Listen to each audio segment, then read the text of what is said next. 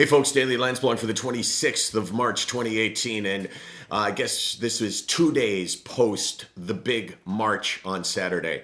And I've been thinking a lot about it. I was glued to the television. I kind of felt like I was watching history. I kind of felt like it should have been in black and white, that it was the 60s.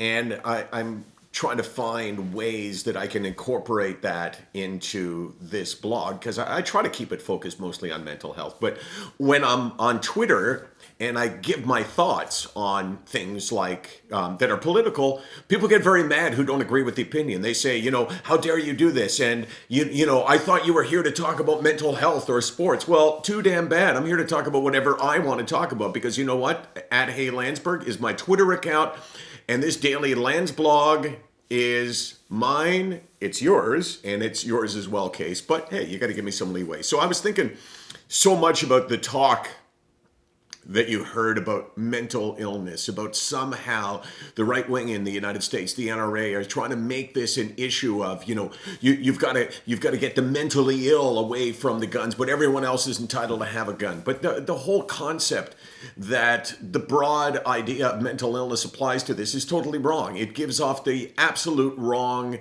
impression. When you see what a shooter did in Parkland, and you associate that with mental illness, I think you do everybody with a disservice. I don't know what was wrong with that shooter, but I do know that the majority of people, in fact, people with a mental illness, are more likely to be assaulted than to assault themselves. So they are actually safer than the average population. They are more controlled than the average population.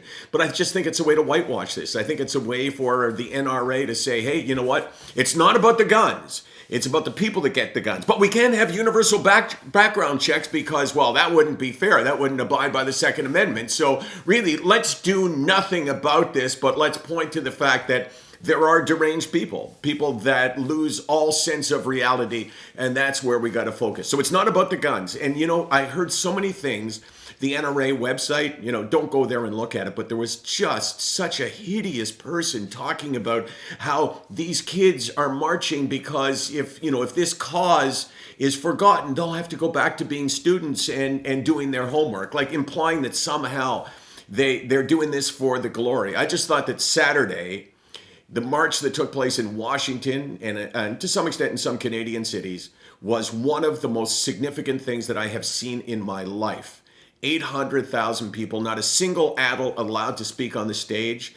If I'm a Republican politician and I am supported by the NRA, I am really worried right now. SickNotWeak.com, 24 hours a day, 364 days a year. What do you think? Is that going to piss anybody off? Yeah. Okay, I'm going to piss them off even more.